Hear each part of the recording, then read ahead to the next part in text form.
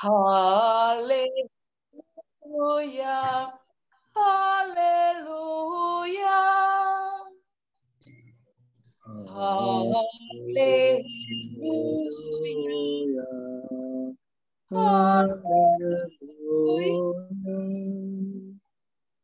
Jika seorang mengasihi aku, ia akan menaati sabdaku.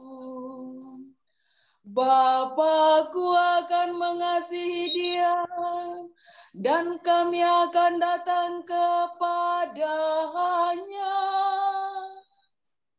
Haleluya, haleluya.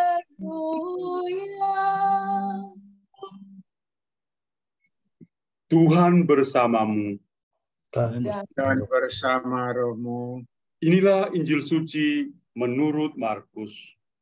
Dimuliakanlah Tuhan.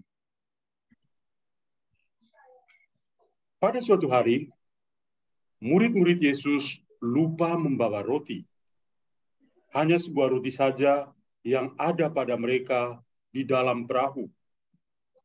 Lalu Yesus memperingatkan mereka, katanya, "Berjaga-jaga dan awaslah terhadap ragi orang Farisi dan ragi Herodes."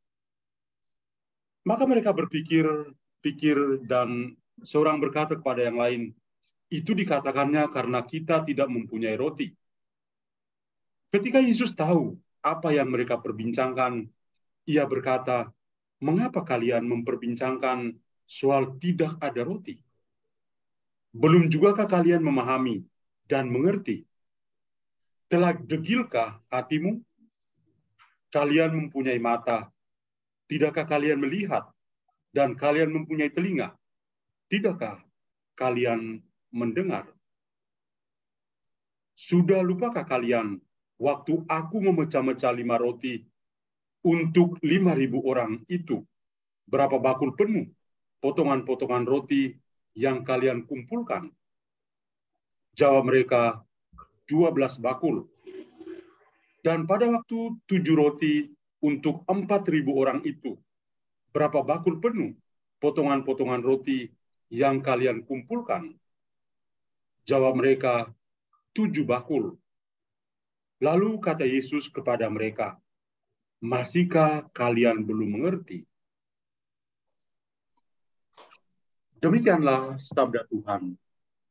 Terpujilah Kristus.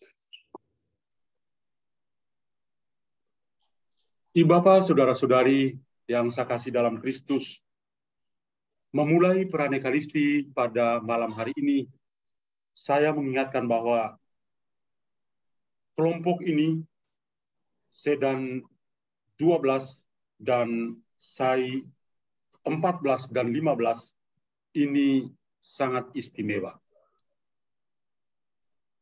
Kenapa sangat istimewa? Bukan karena hari ini hari Valentine. Bukan. Itu urusan keberapa dari belakang.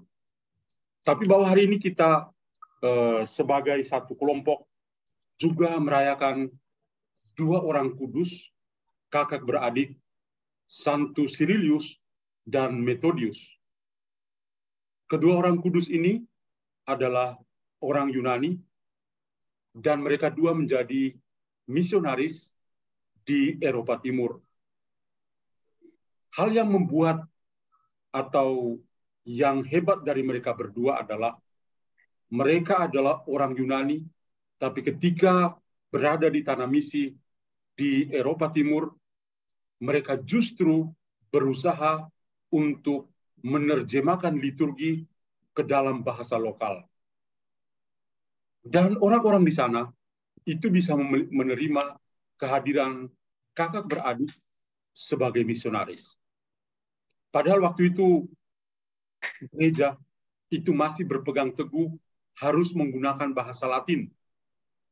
Tapi 2 kakak beradik ini adalah benar-benar misionaris pemberani. Mereka berani untuk coba memulai sesuatu secara lokal, berinkulturasi. Memang mereka itu sempat dilaporkan ke Roma dan berpikir bahwa Paus akan menghukum mereka berdua. tapi usaha itu sia-sia. Karena justru ketika mereka dilapor, Paulus memberi kepercayaan kepada mereka berdua untuk melanjutkan tugas misioner mereka di Eropa Timur. Saya menceritakan sosok dua orang kudus ini pada misa pembukaan Sedan 12 dan Sai 14-15 untuk mengingatkan kita semua bahwa pada saat kita mengikuti kelompok ini untuk masuk dalam Sedan 12 dan juga Sai 14 dan 15, itu kita melihat sosok Santo Yusuf, seorang misionaris sejati. Maka saya mau ambil sosok kehidupan misioner dari Santo Yusuf untuk bisa menginspirasi kita. Santo Yusuf adalah seorang misionaris sejati. Kenapa?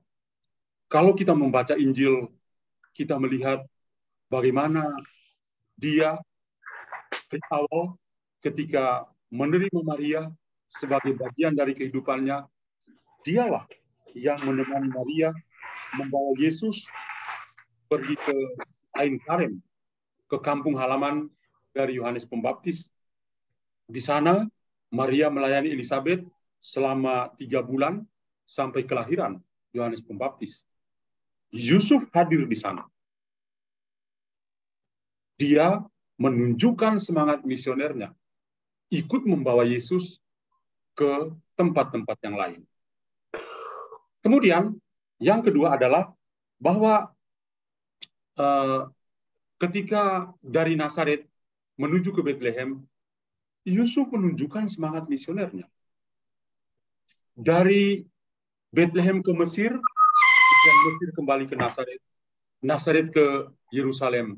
Semua gerakan-gerakan Yusuf ketika bersama dengan Yesus itu benar-benar menunjukkan bahwa Santo Yusuf itu memiliki semangat misioner yang luar biasa.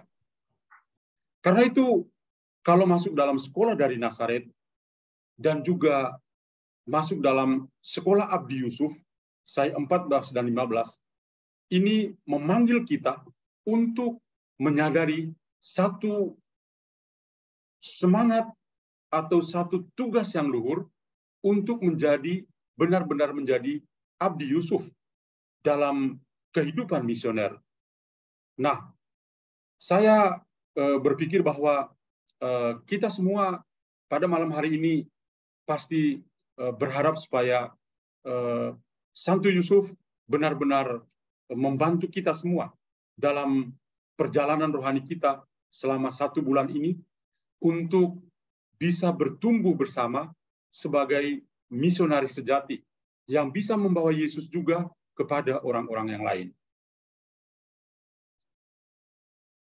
Dan tentu saja menjadi misionaris, menjadi abdi dari Santo Yusuf, membawa kepada orang-orang lain, itu butuh komitmen yang kuat untuk terus maju, bersaksi tentang kehidupan iman kita kepada orang-orang lain.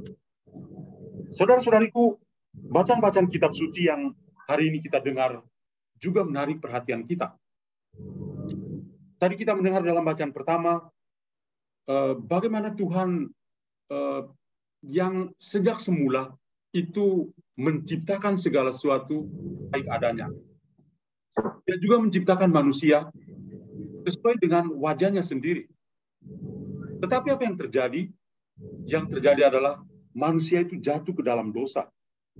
Dan tadi kita mendengar bagaimana Tuhan merasakan bahwa dia menyesal ketika dia menciptakan manusia. Kenapa Tuhan menyesal dan juga hatinya pilu? Karena manusia jatuh ke dalam dosa. Dan dia berusaha untuk melenyapkan manusia. Cerita tentang air bah itu memang menakutkan kita semua. Bagaimana Tuhan mau supaya ada sebuah generasi manusia yang baru. Generasi lama yang hidup dalam dosa, lenyap, dan generasi baru itu muncul sebagai ciptaan yang baru. Memang kalau kita lihat dalam bacaan pertama itu membantu kita untuk betul-betul menyadari bahwa Tuhan sangat mencintai kita.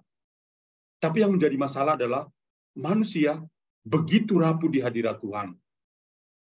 Kerapuhan itu ditunjukkan dengan jatuh berkali-kali dalam dosa. Dan karena itu Tuhan merasa hatinya pilu. Bahkan Tuhan juga menyesal kenapa dia bisa menciptakan manusia yang serupa dengan wajahnya sendiri. Tapi toh Tuhan tidak menghukum manusia.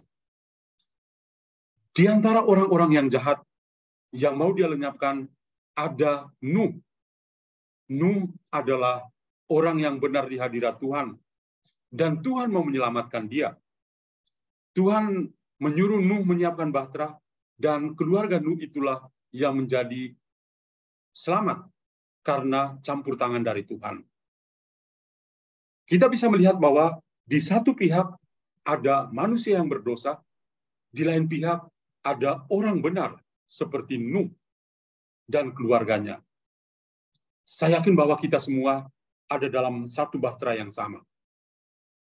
Menjadi abdi Santo Yusuf dan menjadi sekolah dari Nazaret, kita punya satu tugas misioner, yaitu bisa membawa saudara-saudara kita yang tidak berdosa, yang berdosa, untuk bisa menjadi manusia yang tidak berdosa. Manusia yang lama itu ditinggalkan dan menjadi manusia baru sesuai dengan rencana Tuhan. Atau dalam bacaan Injil tadi kita mendengar bagaimana para murid yang setiap hari bersama dengan Yesus juga masih meragukan Yesus. Ketika dalam perahu yang sama, mereka hanya membawa satu roti, dan Yesus mengatakan, hati-hati dengan ragi orang Farisi, ragi dari Herodes. Mereka langsung berpikir tentang roti. Memang kalau omong tentang ragi, hubungannya dengan roti. Tapi Tuhan tidak mengatakan itu kepada mereka. Yang Tuhan maksudkan dengan ragi orang Farisi adalah sikap hidup orang Farisi yang sok legalis, sok kudus di hadapan orang. Bahkan mereka juga menuntut Yesus untuk memberikan satu tanda dari surga yang membuktikan bahwa Yesus betul-betul dari surga. Atau ragi dari Herodes, itu maksudnya bahwa hidup Herodes yang lama, Herodes Agripa yang hidupnya tidak betul di hadapan orang-orang sebagai public figure. Dia itu yang ditegur oleh Yohanes Pembaptis karena sikapnya yang tidak bagus. Ketika merebut istri dari Herodes Filipus, yaitu Herodias, menjadi istrinya. Nah, ragi Herodes itu adalah hidup Herodes yang lama. Ambisi-ambisi politiknya yang menyengsarakan orang-orang yang lain. Nah, kita melihat dua bacaan kitab suci juga pada hari ini memanggil kita untuk memiliki semangat misioner, yang mana kita punya tugas adalah membantu saudara-saudara kita yang masih hidup dalam kegelapan untuk mengeluarkan mereka supaya bisa mengalami terang. Itu sebabnya dalam sekolah dari Nazaret kita diharapkan untuk pertama berubah dari dalam diri kita. Kalau kita mau mengubah teman-teman kita yang hidup dalam kegelapan untuk bisa melihat terang, dalam Sedan, dalam SAI, Sekolah Abdi Yusuf, kita berusaha untuk pertama mengubah kehidupan kita, mengalami pertobatan pribadi, supaya kita bisa membawa saudara-saudara kita untuk bisa berubah dalam hidupnya. Pengalaman akan Allah itu ditunjukkan dengan perubahan yang radikal di dalam kehidupan pribadi kita. Yang kedua, kita akan bertemu dengan orang-orang yang berdosa. Kita akan bertemu dengan orang-orang yang lemah, orang-orang yang rapuh dalam kehidupan mereka. Kita akan bertemu dengan ragi dari saudara-saudara kita, yaitu hidup lama yang mereka miliki. Tapi sebagai bagian dari sekolah dari Nazaret, sebagai bagian dari sekolah Abdi Yusuf, kita punya tugas yang mulia untuk bisa membantu mereka, supaya mereka juga bisa menjadi abdi dari Tuhan, seperti Santo Yusuf. Mereka juga bisa menjadi pria yang tulus kalau itu adalah laki-laki. Mereka bisa menjadi ibu yang baik atau perempuan yang baik kalau mereka itu perempuan. Pengalaman-pengalaman rohani yang akan kalian bagi, yang akan kalian rajut bersama selama 1 bulan ke depan, mulai hari ini, kiranya membuat kalian punya semangat misioner. Kita kembali ke 2 orang kudus kakak beradik, Santus Cyrillus dan Methodius, yang begitu luar biasa keteladanan mereka. Mau berbagi cinta kasih, berbagi sabda Tuhan dengan orang-orang lain sesuai dengan budaya mereka. Atau seperti Santo Yusuf, sang misionaris sejati yang kemana-mana selalu bersama dengan Yesus. Itu adalah tugas kita. Itu adalah tugas abdi-abdi Yusuf, sekolah dari Nazaret. Di dalam keluarga-keluarga kita, mari kita mewujudkan, semoga keluarga-keluarga itu menjadi seperti keluarga kudus dari Nazaret. Mari kita berusaha untuk menjadi abdi, seperti Yusuf adalah abdi bagi Yesus sang anak Allah dan Maria sang ibunda Yesus. Sungguh luar biasa malam hari ini, dan luar biasa juga untuk kelompok ini. Kalian sungguh terberkati, punya idola-idola orang kudus yang hebat, Santo Cyrillus dan Methodius, misionaris yang hebat, dan juga Santo Yusuf, Bapak kita yang menginspirasi kita dalam sekolah dari Nazaret. Yesus adalah murid dari sekolah Nazaret, dan gurunya adalah Yusuf. Tapi di saat yang sama, Yusuf adalah guru dari Yesus, sang guru sejati. Kita semua mau masuk dalam bagian kehidupan mereka. Tuhan memberkati kita semua. Amin.